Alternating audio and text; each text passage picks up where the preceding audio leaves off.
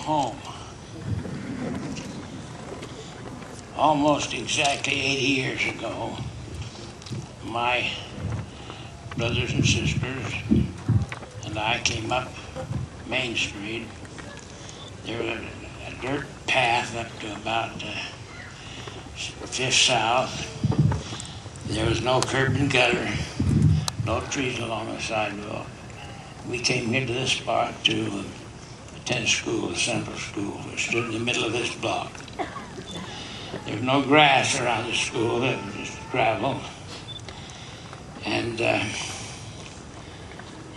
attended elementary school there on this spot. Can you imagine what it would take to take a block like this in the central part of the city and preserve it for 150 years to wait until a temple could be built? The Central School stood here, the old building that burned in 1949, I believe. Another school was built, and then in due time it was decided by the educational leaders that they could do better other places. And so this spot was vacated and waited and waited and waited for the circumstance to come about that would see us here in this wonderful place, be home here on such a lovely day as this. Several years ago, I was assigned to direct the groundbreaking of a temple in Lima, Peru. They had built a large stand up quite high, and they sent word out to the people that they preferred they did not attend the groundbreaking, that they saved their money so that when the time came that the temple was finished, that they could attend sessions at the temple.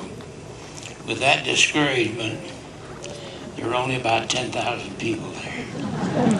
And as I was coming off the stand, I came off the stand, the last one. Sitting on the stand, as is true here, were the state presidents and the leaders. And as I came off the stand, I saw something on the ground. I picked it up, still have it. It's a pencil. It's about 3 inches long. I can tell that at one time it had been a black pencil, painted black, but the paint had worn off. It had been sharpened with a knife very carefully. And that pencil belonged either to a bishop or a state president. And I think it's quite possible that after the crowd cleared, he went back to try to find it. But I have it.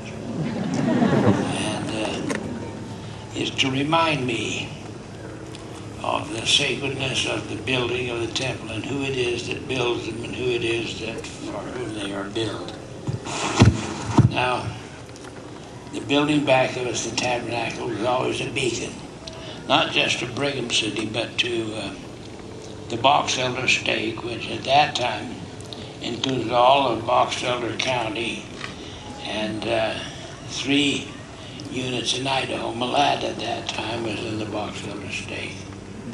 The building was built, and about 6 years later it burned. It just caught on fire one Sunday morning and had a big pot belly stove in the basement to warm it. And then the cold January, the stove overheated.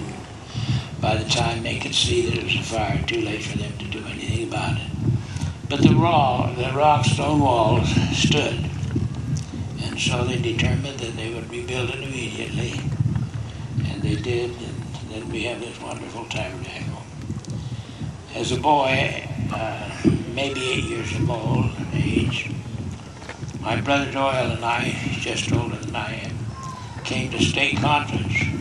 I don't remember why we didn't come with our parents, but we walked up that dirt pathway into the tabernacle, and several times I've gone into that tabernacle and looked it over, and well, we were sitting about here when it happened. What happened was that after a lot of talks, a little singing, the talks that we didn't understand particularly, there stood a tall, gray-haired old man to speak. And I did not remember what he said, but I got the impression that here stood an apostle of the Lord Jesus Christ. That was George Albert Smith, who later became president of the church. And when we look back at the memories here of the place that we lived and grew up, that really is home, the center place for our family, this is a very sacred event. Only 2 of us of the 11 children are alive, myself and my sister Donna.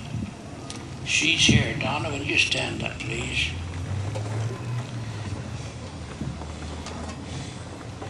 Donna is 3 years older than I am. And so if you calculate from what I said earlier, you know that she's 89. She's lived in California, came from California for this occasion. And she's been Relief Society president those many times in the growing church. She recently received a 50-year honor from Boy Scouts of America. She's a Boy Scout. And remember here coming to school on this spot. Well, now, the purpose of it all. Temples are being built all around the world. And I'm getting a little rickety, but I feel confident in promising you that I'll be back for the dedication of the temple here in Brigham City. And I think that I'll have enough authority then to get my stuff assigned to everyone who will participate. There's so many things that come to mind as we look at the place where we were born, in a community that was a pioneer community, and the challenges that were faced. In the block just west, one of the pioneers planted some peach trees. He bought the stones from someone who bought them in Salt Lake on the street for a penny apiece. And he planted a small orchard of peach trees just about a block west of here. And of course, there's a great fruit growing area. The trees were just about ready to have their first bearing when the announcement was given that all these settlements would be vacated and everyone would move south. Johnson's army was on the way.